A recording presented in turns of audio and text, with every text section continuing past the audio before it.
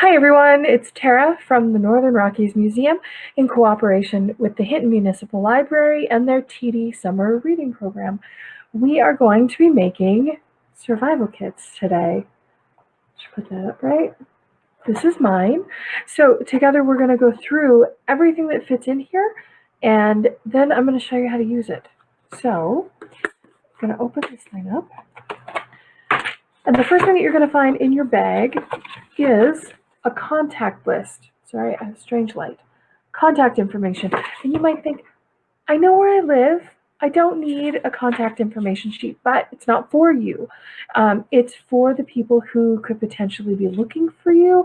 Plus, and that's only if you get lost, but when we get scared or when we get nervous or anxious, sometimes we forget the most basic information, which could be your phone number or your mom's phone number or your aunt or whomever you like to call in the case of an emergency. So we make sure that we write it down. So before we start anything, I want you guys to take a second, and I've left 2 lines plus your name and your age to put on your contact list. Nobody will see this.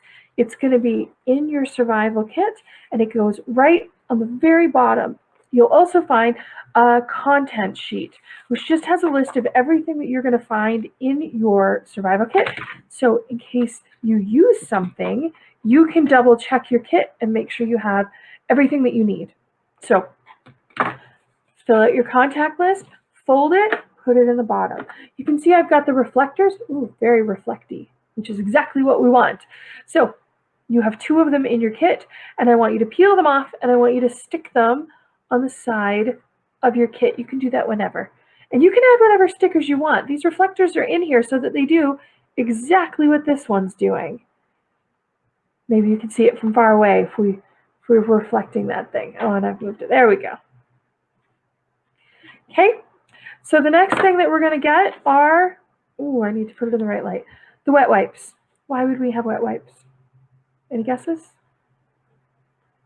We would have wet wipes in case you have to go to the bathroom while you're stuck out there. Good idea. In case you need to clean your hands, in case. So there's only one. You can add to this survival kit. I'm giving you the bare basics of what should be in your survival kit. I'm including a list at the end of this of things that you can add to it, because there is certainly more that you can put in there. The next thing that we're going to add are Band-Aids. We're going to add 2 different sizes.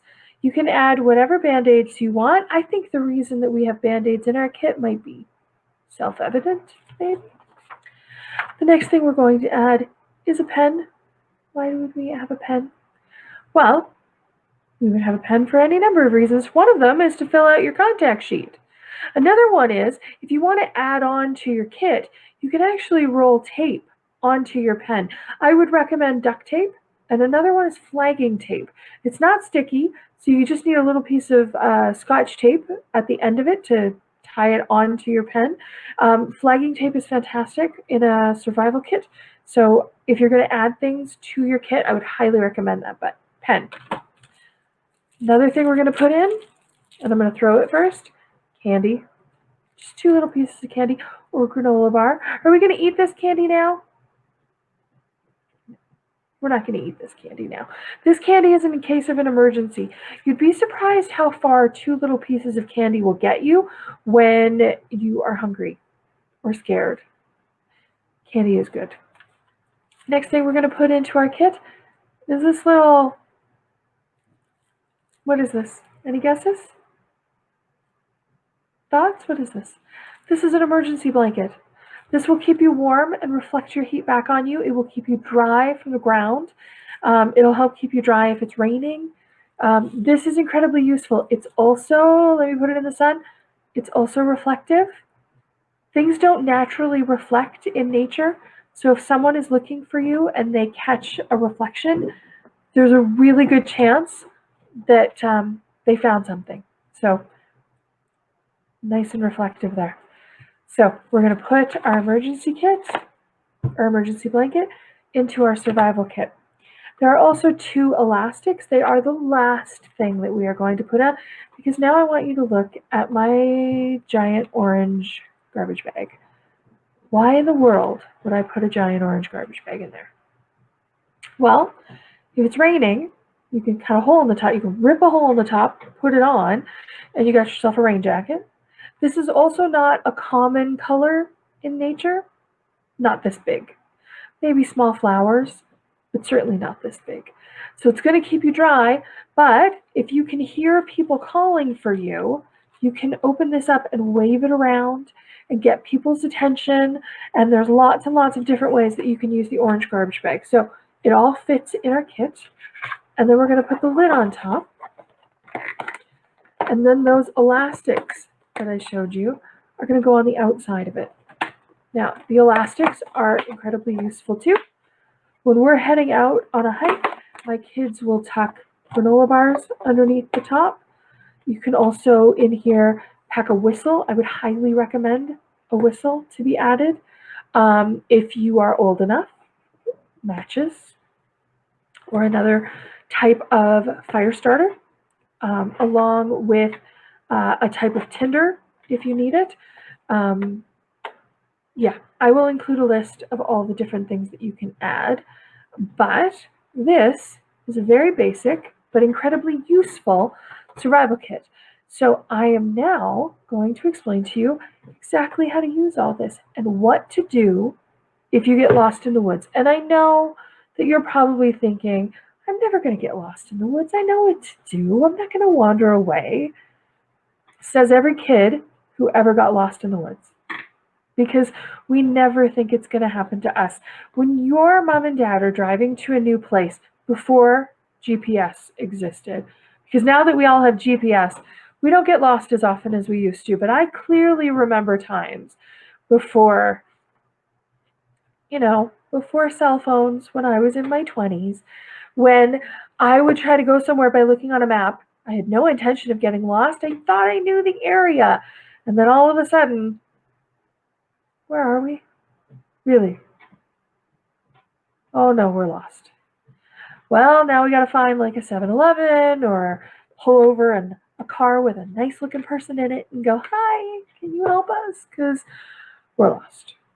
You never intend to, but it's always good to be prepared, and this basic survival kit will be incredibly helpful. So we are going to now show you how to use it, what it's for, and what you can do to make it easier for people to find you if you get lost in the woods.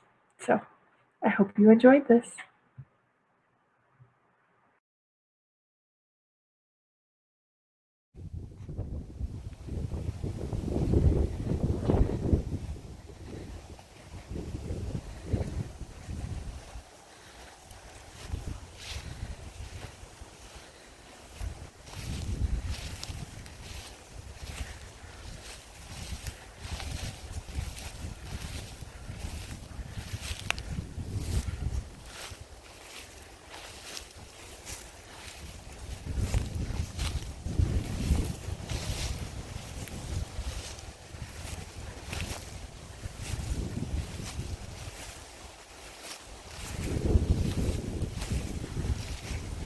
Oh no. Where's the trail? On! On!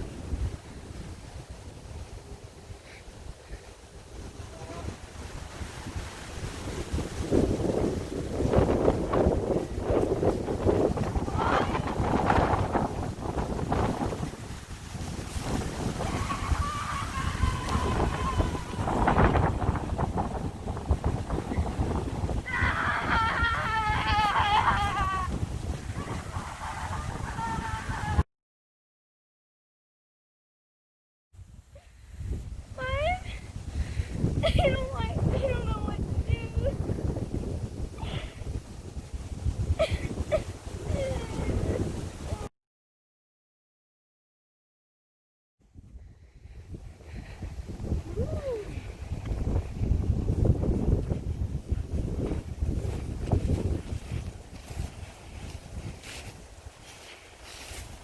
Walking in the woods can be fun.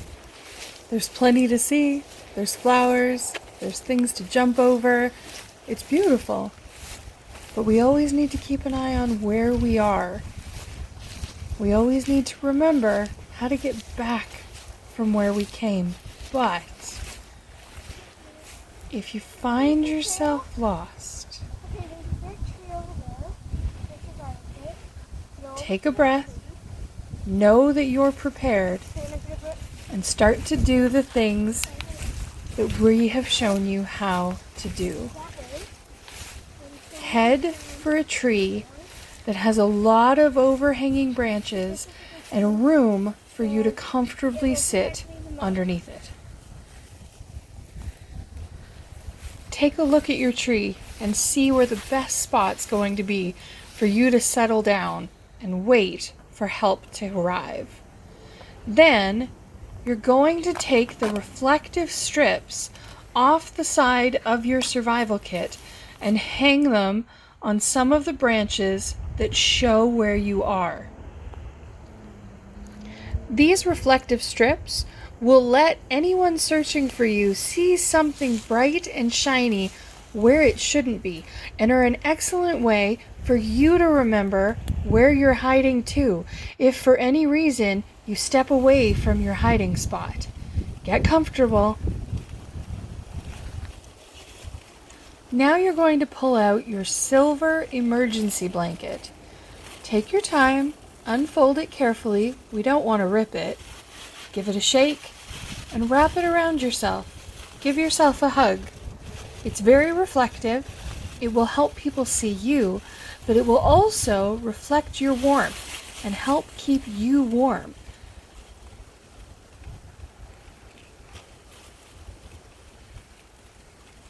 Then you're going to open your orange garbage bag, rip a hole in the bottom, and pop your head in. Don't forget to punch out your arms. Now, have one of the pieces of candy if you feel like you need one. Not only will it help you, it will also give you a little bit of sugar, which could give you the energy to continue making noise and calling for help, especially if you can hear people calling for you. You need to call back, but don't leave your tree. Don't wander off. Don't try to find your way home. Put on your gear and sit and wait for someone to find you.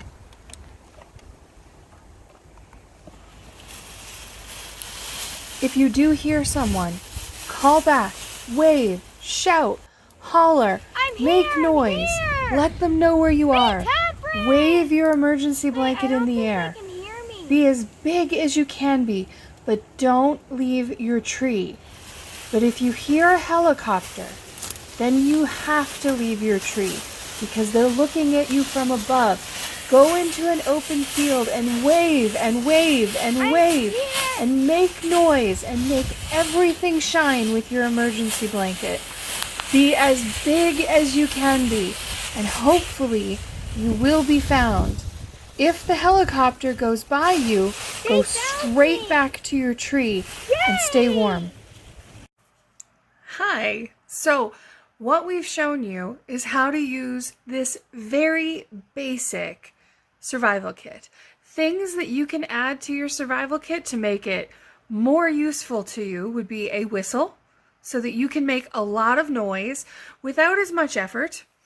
I would also include tape. So you, like I said in the beginning, you can rack duct tape and surveyor's tape around the pencil, and then you can continue to use it that way. I would add more wet wipes, more batteries, alcohol wipes. I would also add pieces of paper so that you can take notes or just color pictures. Something to keep yourself occupied. If your child is old enough, you could also consider adding a pocket knife, fire starting equipment, either a flint and steel and some tinder, or a box of matches. But again, that's up to your mom and dad or your guardian to decide if you're ready for that type of equipment in your survival kit. I cannot impress upon everyone enough that it's actually important to practice what to do with your survival kits. And it's kind of fun because it's not dangerous. You know you're safe and you know that your mom or dad knows precisely where you are. But it also helps to know exactly what to do. It's like how firefighters practice how to put out a fire before there ever really is one. And that way, when there is a fire, they know exactly what to do and they barely even have to think about it. So it's important to practice with your survival kits. And if you're interested in learning more about how to survive in the woods, the Hinton Municipal Library has many different titles that you might be interested in, like How to Survive in the Woods. I know. If you go onto their website, trackpack.ca, type in Hinton, and you can look up all the different resources available to you about getting lost in the woods. And if you like this exploration station with the museum, the library is offering plenty of other summer resources like virtual drumming on Tuesdays, charming chapters, summer stories, craft packs, toddler craft bundles being put together. All of these services are available to you from the Hinton Municipal Library in cooperation with the Northern Rockies Museum, and we are very grateful to be a part of this. We hope you're enjoying it. Don't forget, if you want to be included in the weekly draws, to private message us your name and your age. If you're an adult, you don't have to give us your age. Just tell us you're an adult. It lets us put you in the right draw basket. There are also grand prizes at the end of the year, and every week that you are watching is another entry in that grand prize basket. And for one of the age groups, it's a Nintendo Switch Lite. I know. I kind of want to be able to put my name in there, but apparently not allowed because I'm not between the ages of 8 and 11. I know. So next week, we are going to be doing animal track casting. Have you ever been out in the woods and you saw a perfect animal print in the sand or the mud and you thought it'd be so cool to be able to hold on to that and capture it and maybe take it home? Well, I'm going to show you how you can. I'm going to show you a quick and easy way to cast your own animal tracks. And we're going to talk about all the different animals that you might see around the Hinton area that you can cast their tracks. Very cool. Very, very cool. If you're interested, you can register from our website, northernrockiesmuseum.com. Our gift shop is open Tuesday to Saturday, 9 to 5. We have a water table that should be running very soon. We will announce it as soon as it is. We are really excited about it. And hopefully, we will be able to have interior tours soon-ish. Darn COVID. Hopefully this will pass. It will pass. And I will see you next Wednesday.